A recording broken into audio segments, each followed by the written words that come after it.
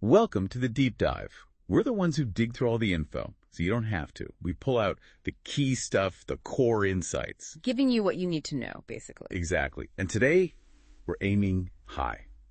Really high. We're looking at the Everest Base Camp Heli Flyout Trek. Right. And our source material is pretty comprehensive. It's all from Adventure Vision Treks and Travels. We've got their website info, itineraries, the logistics. The works. So our mission today, figure out what this trek is really about. What are the highlights? And maybe most importantly, who is this for? You know, if that standard long Everest trek feels like a bit much, could this be your ticket? Yeah, could this be the right Everest experience for you? We know you want the insights quick and clear. So let's dive in. Let's unpack this adventure. Okay, so first thing that jumps out is the timing. This whole trip, base camp and back, is under 12 days. Which is way shorter than the usual trek, right? That's a big deal for people counting vacation days. A huge deal. But, you know, it's not just about being fast. It's not like you're missing the trek itself. You still walk through those famous Sherpa villages. Okay, so you still get that authentic trekking experience on the way up. Absolutely. You trek to base camp, you get the views, the culture, the acclimatization, all crucial. And then the return journey is that helicopter flight back to Kathmandu. Ah, okay. So it's a unique combination. It really is. Kind of the best of both worlds, maybe. And they mention comfort and style in their description. What do you make of that? Well, I think it signals they're aiming for a smoother experience overall. Not necessarily 5-star luxury the whole way, but definitely focusing on convenience and maybe taking some of the rough edges off, especially with that helicopter return. It sounds like you get that personal achievement, you know, reaching base camp on foot. Mm-hmm. But then you also get this incredible aerial perspective on the way back. Mm-hmm. Seeing the Himalayas from the sky must be something else entirely. Totally different viewpoint. You've walked through the valleys and then you soar over them. It kind of marries the physical challenge with this, well, wow factor finish. So just to be clear, this isn't like those quickie helicopter tours from Kathmandu where you land for 15 minutes. No, not at all. This is a proper trek to EBC. The helicopter is specifically for the return trip. It replaces several days of walking back down. Right, which makes sense for people short on time, or maybe people who find downhill trekking really tough. Exactly, or families maybe. Anyone who wants the base camp experience but prefers or needs to skip the descent trek. It broadens the appeal, I think. And Adventure Vision Treks, they have this specific 11-day itinerary. Sounds like they thought it through, balancing the adventure and safety. Yeah, it seems well structured, prioritizing safety, acclimatization, but still delivering that core EBC goal and adding the convenience of the Heli out. It's a really interesting blend. Okay, let's get into that 11-day plan. Day by day, how does it actually work? Right. So, day one is pretty standard. Arrive in Kathmandu, airport pickup, hotel check-in. They mention a welcome dinner, too, which is nice. Get everyone settled. Okay, standard arrival stuff. Then day two. Day two is the big one early on. The flight to Lukla, that famous, exciting landing. Right, the Tenzing Hillary Airport. That's one. Now, interestingly, they mention you might fly from Manthali Airport instead, especially between April and July. Okay, why is that? Weather, usually. Lukla's tricky. Manthali's a bit further out, so it means an early morning drive from Kathmandu first, but it's an alternative if Lukla's socked in. Something to be aware of. Good heads up. And after landing. The trek begins. It's a relatively gentle start, heading down towards Phakding. First night in a tea house. Those are the local guest houses along the trail. Yep. Basic, but part of the experience. And you apparently get your first glimpse of a mountain called Kumbila, Sacred Peak. Cool. Okay, day three. Phakding to Namche Bazaar. This is where the altitude starts to ramp up. You cross the Dingboche River, the Milk River a few times. On those big suspension bridges. Yeah. Those with all the prayer flags. Exactly. Those iconic bridges. You also officially enter Sagarmatha National Park today. And there's a notoriously steep climb just before you reach Namche itself. Right. I've heard about that Namche Hill. Bit of a wake-up call. Definitely. You'll likely feel the altitude gain. But Namche, it's surprisingly developed. It's the main hub in the Khumbu. Lots of lodges, shops, bakeries, even internet cafes. Oh, okay. So a good place to recover. And acclimatize. Yeah. Which brings us to day 4. It's an acclimatization day in Namche. Crucial. So just resting. Not just resting. The idea is climb high, sleep low. So they suggest a hike, maybe up towards the Sangbash airstrip. Which isn't really used for big planes anymore, right? No, but the views up there are meant to be amazing. You see Namche laid out below, plus the big peaks. You can hike towards the Everest View Hotel, too. The highest hotel in the world, supposedly. That's the claim. And they also suggest visiting the Everest Photo Gallery and Sherpa Cultural Museum in Namche, so it's active acclimatization, gentle exercise, cultural stuff, great views, helps your body adjust. Makes sense. Don't push too hard too fast. Okay, day 5. Trek to Tengboche. Starts relatively easy, Yeah. heading towards a place called Funkithanka, more Everest views there.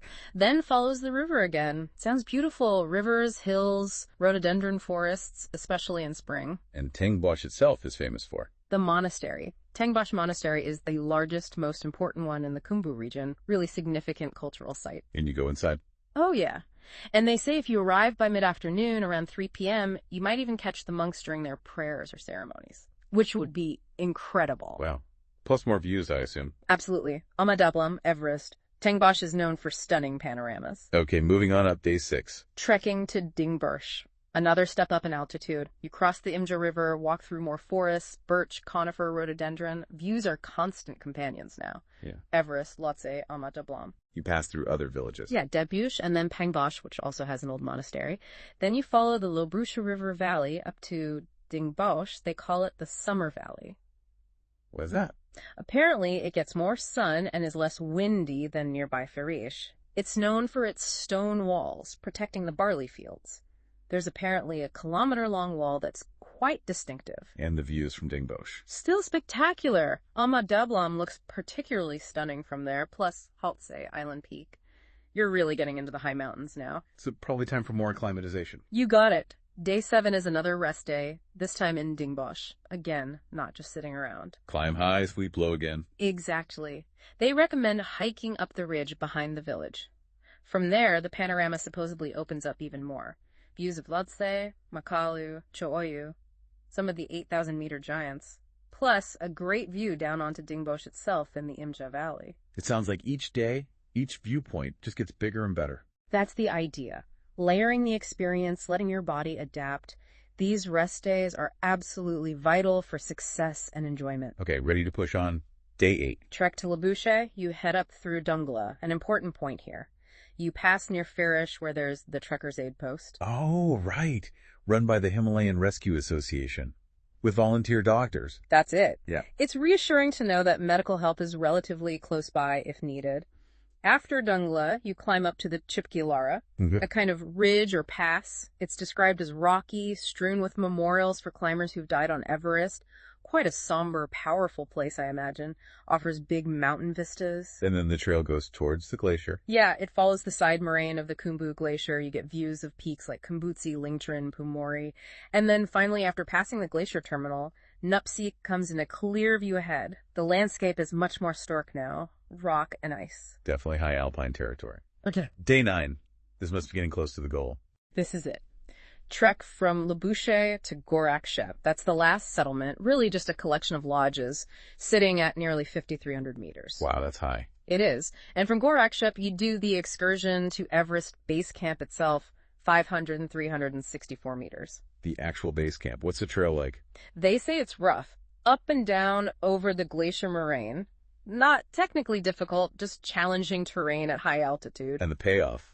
Standing at base camp. That's the one. You're right there at the foot of the Khumbu icefall.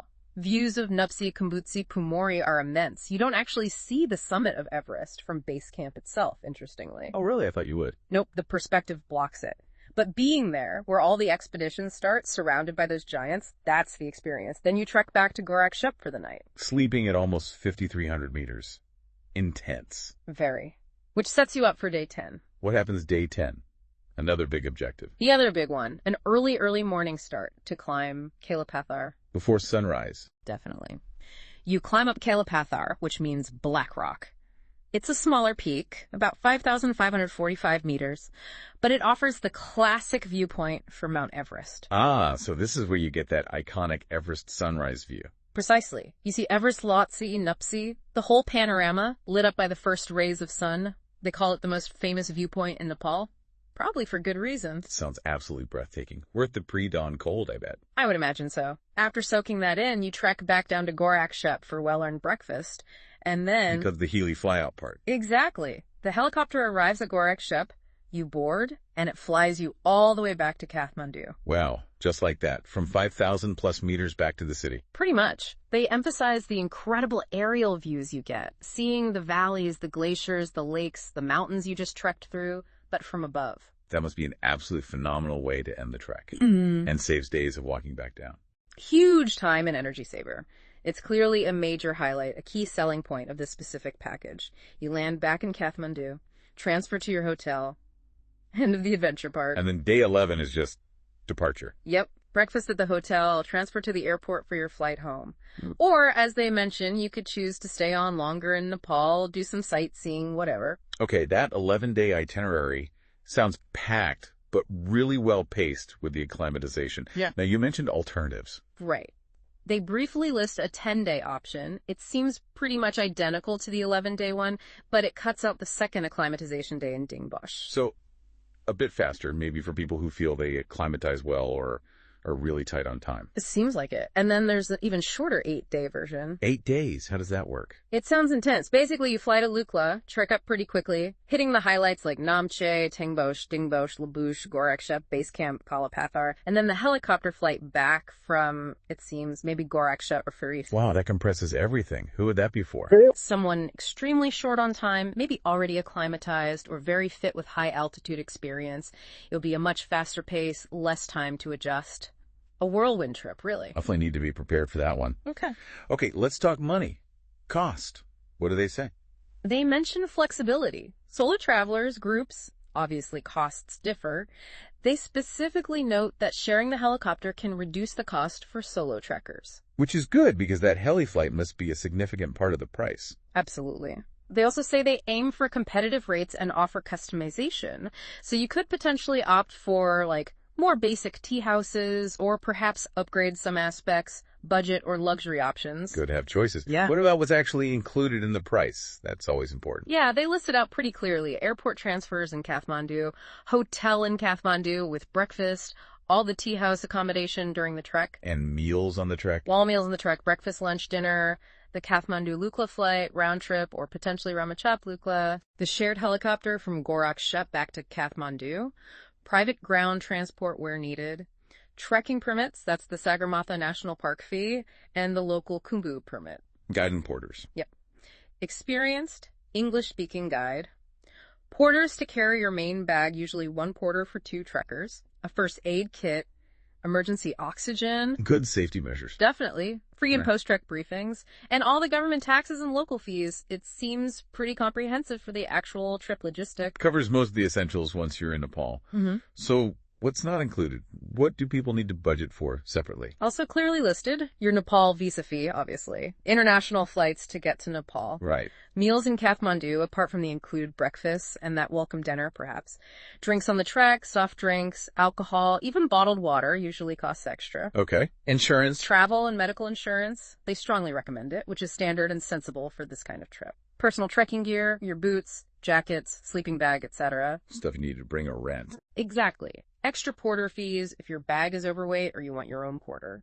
And personal expenses, souvenirs, tips for the guide, and porters. Standard stuff. It gives you flexibility on those personal choices. It does. It's a pretty typical list for organized treks. They also included a testimonial. Yeah, then someone named Maitre Pathy back in 2017 did a 12-day EBC trek with them, praised the guide, Mr. Gibbon, and had a great overall experience. Always nice to see positive feedback from past clients. Adds a bit of real-world perspective. Social proof, yeah. Helps build confidence. And finally, they just briefly mention other trips they offer. Right. Just to show this Flyout trek isn't the only thing they do in the Everest region. They list things like the classic 15-day EBC trek, shorter Everest view treks, luxury options, other shorter Heli return treks. So if this specific 11-day Flyout isn't quite right, they likely have other options in the area. Exactly. Shows they cater to a range of interests and time frames around Everest. Okay, so let's try and wrap this up. Summing up our deep dive on this Everest Base Camp Heli Flyout trek from Adventure Vision Treks, what's the big picture?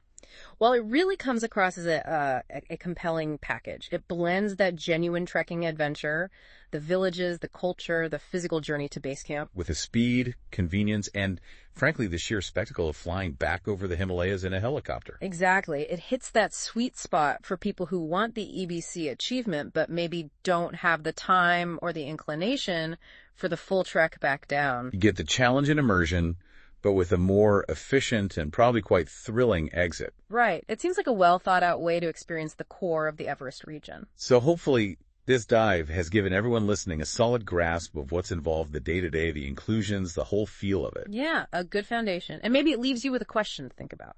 Considering that mix the boots on the ground effort and those incredible sky-high views on the way back, could this be your ideal way to see Everest? What part of it really speaks to you? Is it the trek, the destination, or that unique heli return? Good question. What aspect resonates most with your own adventure goals? Something to mull over.